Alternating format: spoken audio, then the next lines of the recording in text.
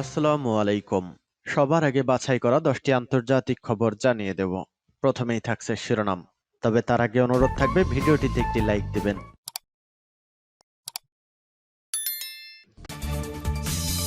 পুরোদমে ইসরায়েল ফিলিস্তিনি যুদ্ধ চলছে, জানিয়ে দিব হাতে থাকা গুরুত্বপূর্ণ আপডেট আন্তর্জাতিক সংবাদ। প্রথমে এই সংবাদ শিরোনাম।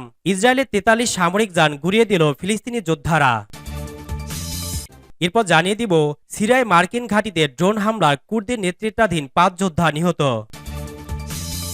আরও জানিয়ে দিব জার্মানির আশঙ্কা ট্রাম্প নির্বাচিত হলে ন্যাটো জোটে অস্তিত্ব থাকবে না। এরপর জানিয়ে দিব ইয়েমেনের হুঁশিয়ারি, বৃহত্তর যুদ্ধ মধ্যপ্রাচ্যে মার্কিন বদল অর্পিতার অবসান ঘটাবে।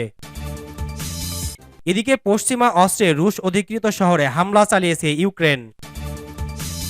এবং সর্বশেষ জানিয়ে দিব যুদ্ধক্ষেত্রে জেলোনস্কির নেতৃত্বে রদবদলের ইঙ্গিত। শুনছিলেন সংবাদ শিরোনাম, এখন বিস্তারিত। তবে অনুরোধ থাকবে ভিডিওতে একটি লাইক করে দিন এবং কমেন্ট করে জানিয়ে দিন আপনার মূল্যবান মতামত।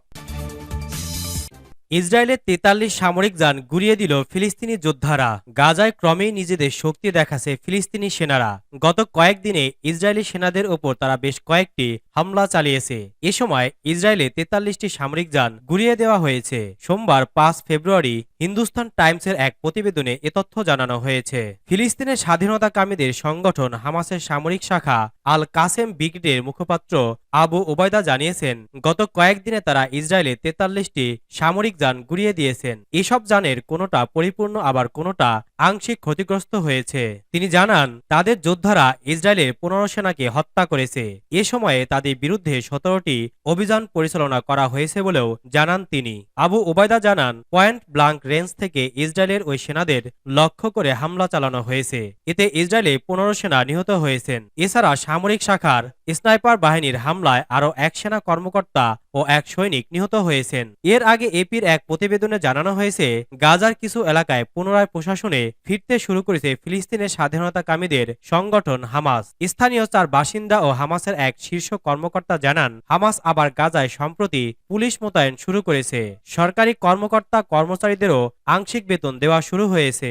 ওই এলাকাটি থেকে প্রায় 1 মাস আগে ইসরায়েলি সেনাদের প্রত্যাহার করে নেওয়া হয়েছে।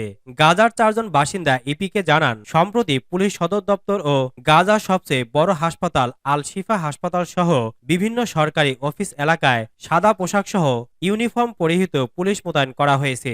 এসব এলাকায় বেসামরিক লোকজনও অফিসে ফিরতে শুরু করেছেন। নাম প্রকাশ না করার শর্তে হামাসের এক কর্মকর্তা জানিয়েছেন, যেসব এলাকা থেকে ইসরায়েলি সেনাদের প্রত্যাহার করা হয়েছে সেখানে তারা আইনের শাসন প্রতিষ্ঠার চেষ্টা চালিয়ে যাচ্ছেন। উল্লেখ্য, গত 7 অক্টোবর থেকে গাজায় হামলা শুরু করেছে ইসরায়েলি সেনারা। দেশটির এ হামলায় ফিলিস্তিনের 27,000-এর বেশি মানুষ নিহত হয়েছেন। অন্যদিকে হামাসের পাল্টা হামলায় ইসরায়েলের 1,200 লোক নিহত হয়েছেন।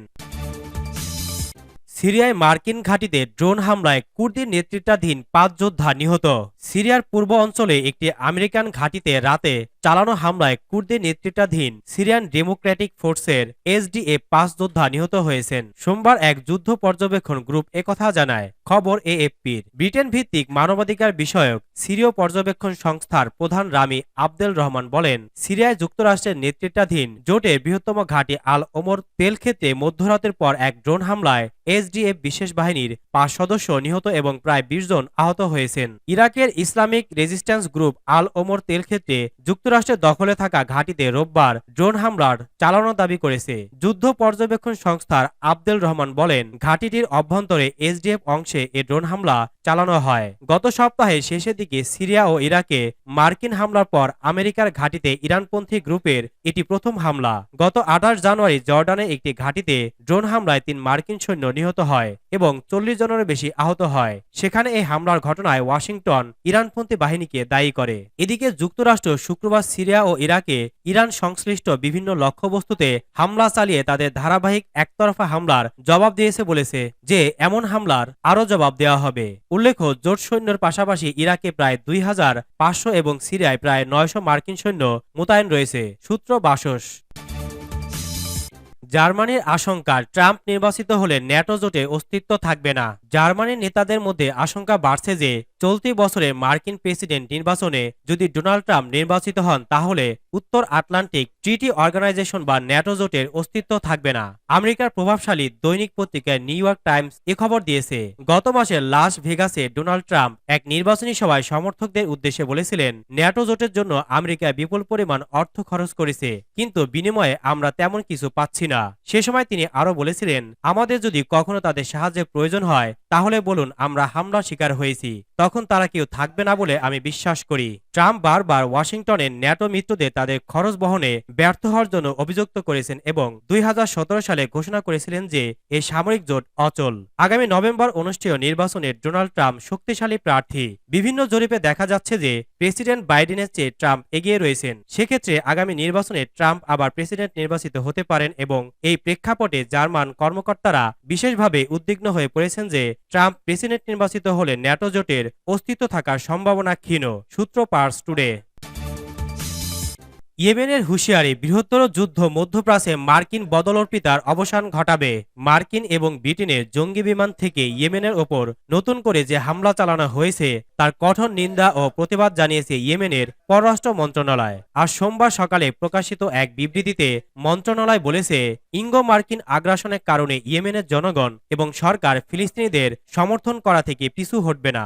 ইঙ্গো মার্কিন বাহিনী ইয়েমেনের উপর যে হামলা চালাচ্ছে তাকে আন্তর্জাতিক আইন এবং জাতিসংঘ সনদের সম্পূর্ণ লঙ্ঘন বলে উল্লেখ করেছে পররাষ্ট্র মন্ত্রণালয়। এ ব্যাপারে জাতিসংঘ নিরাপত্তা পরিষদ দায়িত্বশীল ভূমিকা পালন করতে ব্যর্থ হয়েছে বলেও বিবৃতিতে উল্লেখ করা হয়। বিবৃতিতে আরো বলা হয়েছে, মার্কিন এবং ব্রিটিশ বিমান হামলার উদ্দেশ্যে হলো ইহুদিবাদীদের পরাজয়কে আড়াল করা।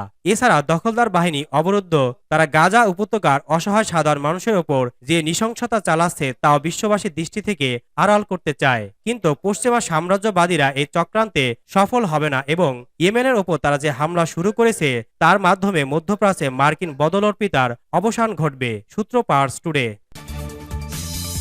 পশ্চিমা অস্ত্রে রুশ অধিকৃত শহরে হামলা চালিয়েছে ইউক্রেন। ইউক্রেনের বোমা হামলায় রাশিয়া অধিকৃত শহর লিসিচানস্কে অন্তত 20 জন নিহত হয়েছেন। এতে আহত হয়েছেন কমপক্ষে 10 জন। ক্ষতিগ্রস্ত হয়েছে বহু স্থাপনা। রুশ পররাষ্ট্র মন্ত্রণালয়ের দাবি, পশ্চিমাদের অস্ত্র ব্যবহার করে এ হামলা চালানো হয়েছে, তবে এখনও এর দায় স্বীকার করেনি জেলেনস্কি প্রশাসন। ব্রিটিশ সংবাদ মাধ্যম গার্ডিয়ান জানিয়েছে, স্থানীয় সময় শনিবার 3 ফেব্রুয়ারি ইউক্রেনের মুহুর্মুহু বোমা হামলায় কেঁপে ওঠে রুশ অধিকৃত লিসিচানস্ক শহর। এতে হতাহত হন অনেকে। খবর পেয়ে দ্রুতই ঘটনাস্থলে পৌঁছায় উদ্ধার কর্মীরা। পরে ধ্বংসস্তূপের নিচ থেকে আহতদের বের করে আনেন তারা। এ ঘটনায় এখনও অব্যাহত রয়েছে উদ্ধার অভিযান। আহতদের অবস্থা গুরুতর হওয়ায় নিহতের সংখ্যা আরও বাড়তে পারে বলে আশঙ্কা করছে কর্তৃপক্ষ। এদিকে হামলার ঘটনায় ইউক্রেন ও তার পশ্চিমা মিত্রদের দায়ী করেছে রাশিয়া। এক বিবৃতিতে রাশিয়ার পররাষ্ট্র মন্ত্রণালয় এ ঘটনার নিন্দা জানিয়েছেন। একই সঙ্গে পশ্চিমাদের অস্ত্র বেসামরিক জনগণের ওপর ব্যবহার হয়েছে বলেও দাবি তাদের। তবে এ ঘটনায় এখন পর্যন্ত দায় স্বীকার করেনি জেলেনস্কি প্রশাসন। অন্যদিকে গেল 24 ঘন্টায় মস্কো ও কিয়েভ সেনাদের মধ্যে প্রায় 50টি সম্মুখ যুদ্ধ হয়েছে বলে জানিয়েছেন ইউক্রেন। ক্ষতিগ্রস্ত হয়েছে রাশিয়ার আর্টিলারি, সামরিক সরঞ্জাম সহ বহু স্থাপনা। আবার রুশ পররাষ্ট্র মন্ত্রণালয় জানিয়েছে, গেল সপ্তাহে ইউক্রেনের বেশ কয়েকটি কমান্ড সেন্টারে হামলা চালায় তারা। ক্ষতিগ্রস্ত হয় সেনাঘাঁটি, সামরিক সরঞ্জাম, জ্বালানি ডিপোসহ বেশ কয়েকটি অস্ত্রাগারও। যুদ্ধক্ষেত্রে জেলেনস্কির নেতৃত্বে রদবদলের ইঙ্গিত। প্রায় 2 বছর রাশিয়ার হামলার মুখে ইউক্রেনের সেনাদের মনোবল অটুট রাখা সে দেশের রাজনৈতিক ও সামরিক নেতৃত্বের কাছে বড় চ্যালেঞ্জ। বিশেষ করে পশ্চিমা দেশগুলো থেকে সামরিক সহায়তায় টান পড়লে যুদ্ধক্ষেত্রে যখন সেনারা অসহায় বোধ করেন তখন তো বটেই। ইউক্রেনের প্রেসিডেন্ট ভলোদিমির জেলেনস্কি প্রায় ঝুঁকি সত্ত্বেও অঘোষিত সফরে যুদ্ধক্ষেত্রে সেনাদের পাশে দাঁড়িয়ে তাদের মনোবল বাড়ানোর চেষ্টা করে আসছেন। রবিবার তিনি দেশের দক্ষিণে নিয়ন্ত্রণ রেখার কাছে রবতনিয়ে গ্রামে গিয়েছিলেন বলে জানিয়েছেন। গত বছর গ্রীষ্মকালে রাশিয়ার নিয়ন্ত্রণ থেকে রবতনিয়ে গ্রামটি উদ্ধার করলেও রুশ বাহিনী সেখানে ক্রমাগত হামলা চালিয়ে যাচ্ছে। সামাজিক যোগাযোগ মাধ্যমে জেলেনস্কি জানিয়েছেন, সেখানে দাঁড়ানো তার কাছে সম্মানের বিষয়। সেনাদের প্রতি কৃতজ্ঞতা জানিয়ে তিনি তাদের রাষ্ট্রীয় পুরস্কার দিয়েছেন। পরে জেলেনস্কি মুখপাত্র জানান, সফরের সময় প্রেসিডেন্টের কাছে একটি বিস্ফোরণ ঘটে, তবে বিষয়টিকে নাটকীয় করে তোলার প্রয়োজন নেই বলে তিনি মন্তব্য করেন। নিয়ন্ত্রণ রেখার কাছে যুদ্ধে ইউক্রেনের ক্ষয়ক্ষতি যতটা সম্ভব কমানোর কমাতে প্রেসিডেন্ট জেলেনস্কি আকাশ প্রতিরক্ষা ব্যবস্থা আরও মজবুত করার অঙ্গীকার করেন। তিনি বলেন, শত্রুপক্ষের ওপর ক্ষেপণাস্ত্র ও ড্রোন নিক্ষেপের ক্ষমতাও বাড়ানো হচ্ছে।